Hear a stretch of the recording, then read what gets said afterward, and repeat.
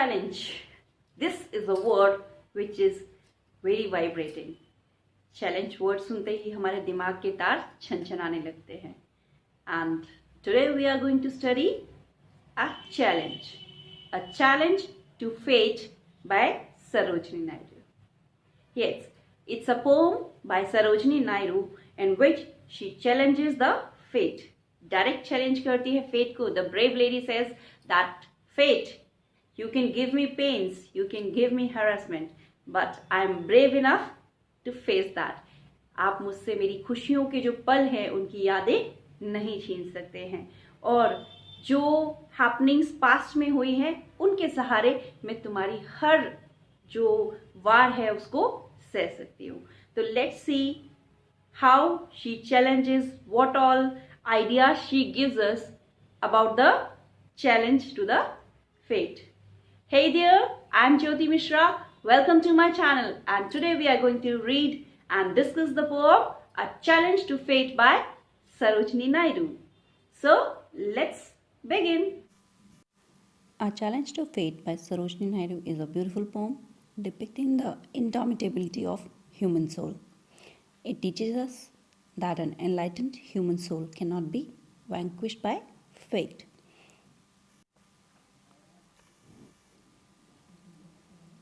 Why will you vex me with your futile conflict? Why will you strive with me, O foolish fate? You cannot break me with your poignant envy. You cannot slay me with your subtle hate. For all the cruel folly you pursue, I will not cry with suppliant hands to you. In the first line you see vex. Vex means to trouble or harass. Here she is saying that fate is harassing her, but his futile conflict. Futile means which is having no success or no result. Though fate is trying to trouble her, but it is not succeeding in its motives. So she's saying, why you strive with me, O foolish fate? She's calling fate as foolish because fate is trying to make her unhappy or struggling with her happiness so that it can snatch away the happiness. Actually, she wants to say that why it is always conspiring and annoying her by thwarting her happiness, joys, and all the good things in life. And she dares to call it foolish. She is calling fate foolish, and it challenges not to meddle with her life as it won't succeed in its all ill intentions. Cannot break me with a poignant envy. Poignant means sharp or pointed. Here it is evoking strong mental sensation. मतलब कि ऐसी conditions पैदा कर रहा है, ऐसी hatred के साथ. एनवी का मतलब होता है हेट्रेड. ऐसी चुभने वाली हेट्रेड जो है उसकी लाइफ में पैदा करने की कोशिश कर रहा है, लेकिन वो उसमें सक्सेसफुल नहीं हो पाएगा. You can not slay me with your subtle hate. Slay means here to kill और मर्डर, मारना. उसकी खुशियों को मारने की कोशिश करना चाहता है. वो किससे? Subtle hate. सटल होता है हार्ड टू ग्रास्प और नॉट ऑब्वियस, जिसको आसानी से समझा नहीं जाता. वो सोच रही है कि ऐसी कौन सी चीज़ है जो मैंने बुरी की है, जो फेट जो है मुझे हमेशा दुख देने की कोशिश करता है. इसलिए वो सटल हेट की बात कर रहा है, क्योंकि वो समझ नहीं पा रही है कि ये हेट किस लिए है. For all the cruel fall. अब फॉली क्या होती है? फुलिशनेस होती है. You pursue. वो कह रहे जो भी तुम ये बेवकूफ़ी भरी जो तुम रास्ते चुनते हो मुझे बर्बाद करने के लिए, मेरी हैप्पीनेस को बर्बाद करने के लिए, I will not cry with suppliant hands to. Suppliant होता है प्लीडिंग और टू एंट्रीट विद ह्यूमिलिटी, दया की भीख मांगना. तो मुझे कितना मर्जी परेशान कर लो, वो कहती है फेट, मैं तुम्हारे आगे हाथ जोड़कर कभी भीख नहीं मांगूंगी. Though fate is so much intent upon bringing her pain and despair, still she won't bend her head down in supplication to it. In the first stanza, she is challenging the fate to face her.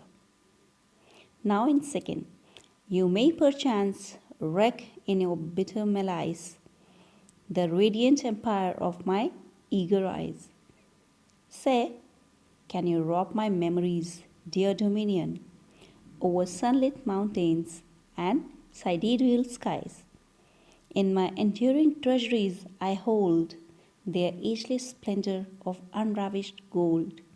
Here the poetess says that fate may succeed in destroying her brilliant world of light that her eye sees, but still it can't deprive her of the memories of joyous days of beautiful mountains and splendor of star-studded deep space that can only be seen with the eyes of mind. The fate can't rob her of the treasures of beautiful memories. यहाँ पर perchance का मतलब होता है maybe और by chance. Wreck means to ruin or the remains of something which is severely damaged, बर्बाद कर देना.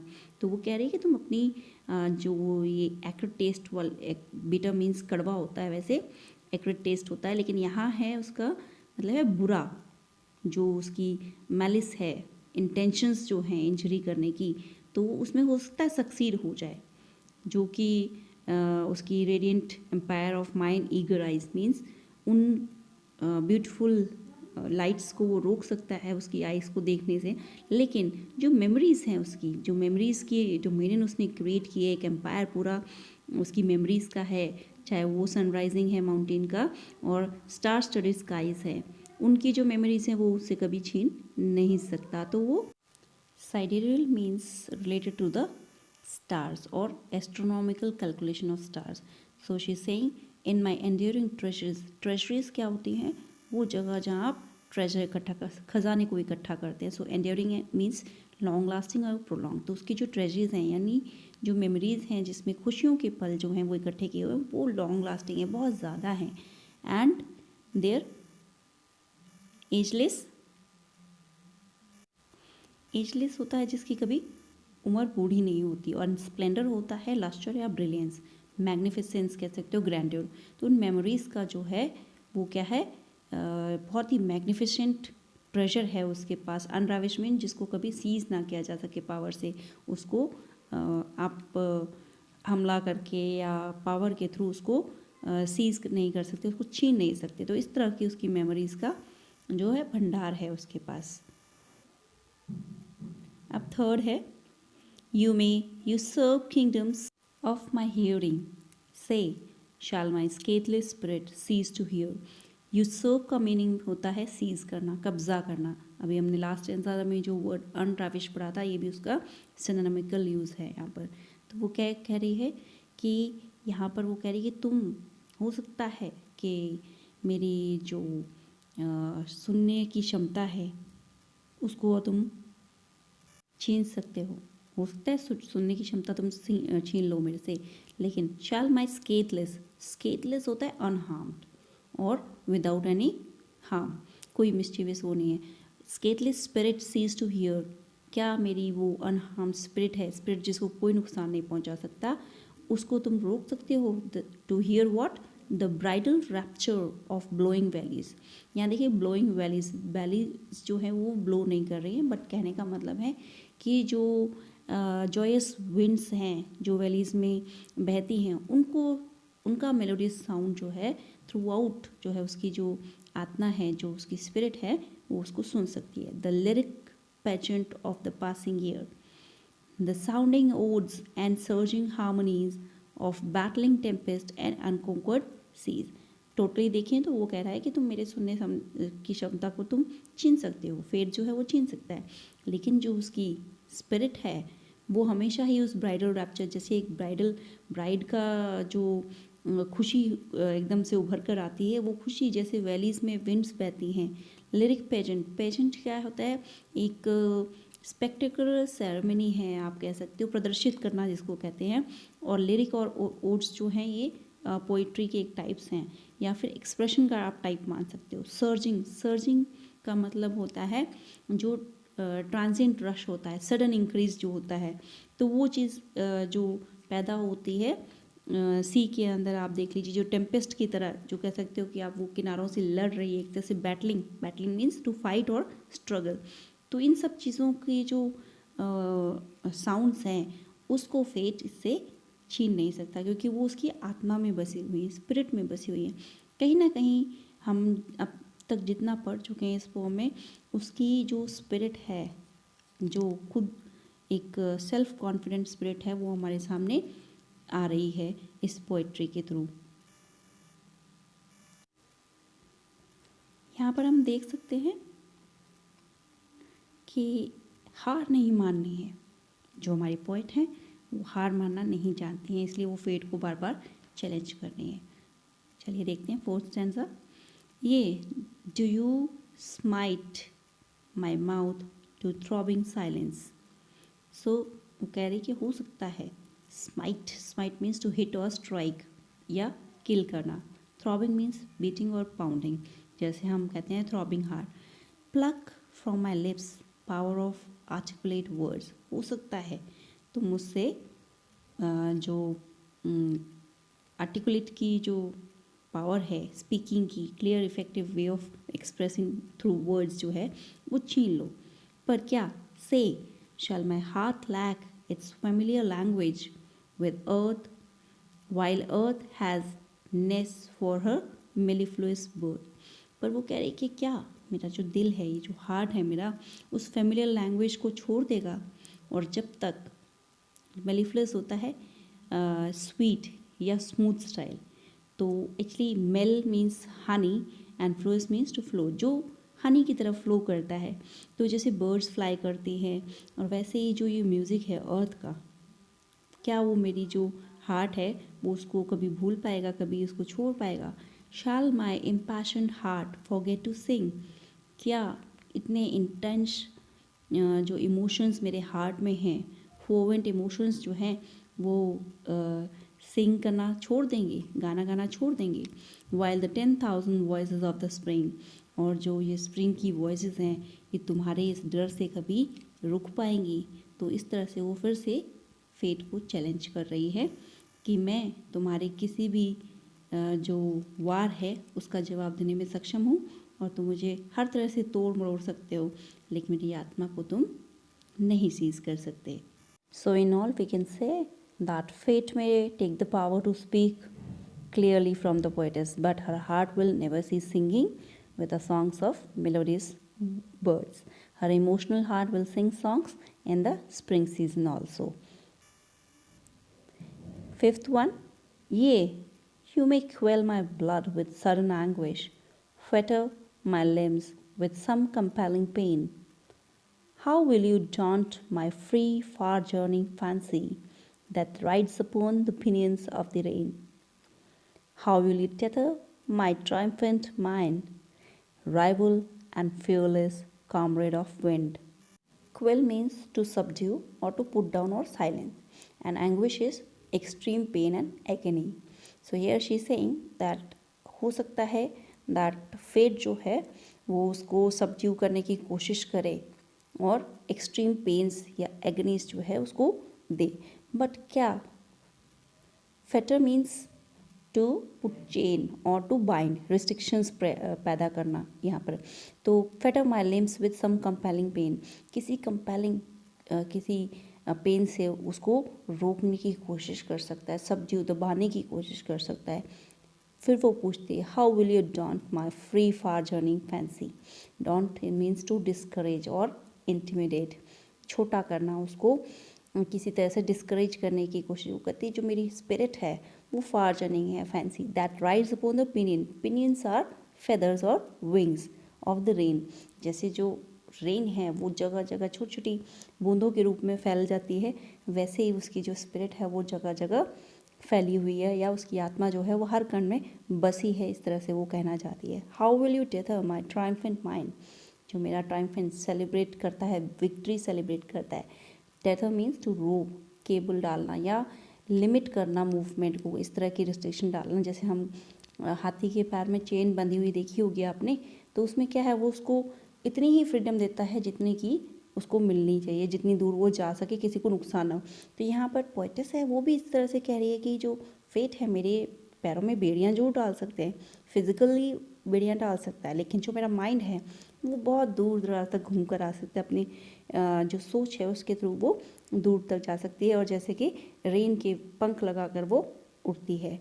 और जो उसका ट्राइम्फेंट माइंड है वो राइवल और फियरलेस है, बिल्कुल फियरलेस, जिसको कोई डर नहीं है। कॉमरेड ऑफ विंड, जैसे हवा है, हवा का ही कंपेनियन बनकर वो आगे बढ़ता जाता है। कौन? पोएटिस का माइंड। सिक्स स्टैंजा जो है हमारा, ये सिक्स स्टैंजास की पोम है, ये लास्ट स्टैंजा है इस पोम का। दो you deny the hope of all my being, betray my love, my sweetest dream destroy, yet will I slake my individual sorrow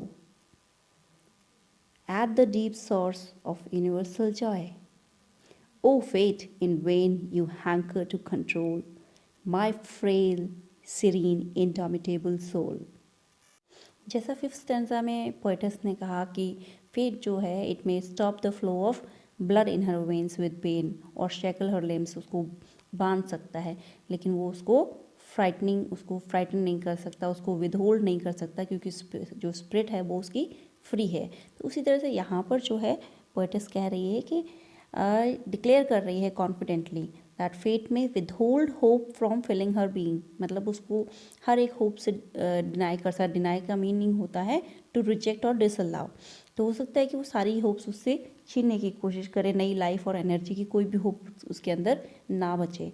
and it may snatch from her the fulfilment of her love और shatter हर most cherished dreams, जो उसकी love की demand है उसको भी उससे छीन सकता है। उससे बिट्रे मीन्स, बिट्रे का मतलब होता है धोखा देना, ट्रेचरी और फ्रॉड। तो फेटलेसनेस दे सकता है फेट उसे, लेकिन उसके जो स्वीटेस्ट ड्रीम है उनको भी वो डिस्ट्रॉय कर सकता है। Yet she will continue drinking from the source of universal Joy. वो कहती है मैं सिर्फ अपने ही जो दुख है उसमें डूब कर नहीं रहूँगी, बल्कि मैं यूनिवर्सल जॉय से जॉय को इंजॉय करती रहूँगी। She makes it clear to the fate that it is its desire to control her indomitable spirit will remain unfulfilled, because vain का मतलब होता है पॉइंटलेस, एम्प्टी और void. Hanker means to crave और desire, जिसको कह सकते हैं जो उसकी वांट है, डिज़ायर। तो फेट की डिज़ायर क्या है? उसको दुख करना, दुख ही देना, दुख उसको हो जाए पोएटस को। लेकिन वहाँ यहाँ वो क्या कह रही है कि तेरी ये जो जितनी भी कोशिशें हैं उन सबको मैं पूरा नहीं होने दूंगी। So she saying O fate in vain you hanker to control my frail means weak or infirm, serene is peaceful, calm or unruffled, indomitable and which is incapable of being subdued or overcome, या uncontrollable जिसको कह सकते हैं। तो उसकी soul जो है frail जरूर है, अनकंट्रोलेबल है, लेकिन वो उसको कभी भी क्या है कंट्रोल नहीं कर पाएगा, क्योंकि वो किसी के कंट्रोल में आने वाली नहीं है। एक तरफ वो फ्रेल कह रही है, वीक जरूर है, ठीक है, वीक है, सीरीन है, लेकिन वो पीसफुल है। और बीइंग पीसफुल क्या है? वो इनडोमिटेबल है, उसको कोई कंट्रोल नहीं कर सकता। इसलिए फेट जो है ये पॉइंटलेस जो उसकी कोशिश है उसको कंट्रोल करने की, वो ना करे। तो in all we can see that this is the pure challenge to fate, कि अगर स्पिरिचुअल हैं आप, स्पिरिचुअलिटी के साथ रिलेशनशिप आपका है, तो फेट जो है कितनी भी दुख तकलीफ आपकी लाइफ में आता है, आपको वो कंट्रोल नहीं कर सकता। This is all for this pome. I hope that you all must have understood this poem. This is a simple poem of 6 stanzas and with a simple language. So if you all like my video, do give a big thumbs up and share it with your friends and family.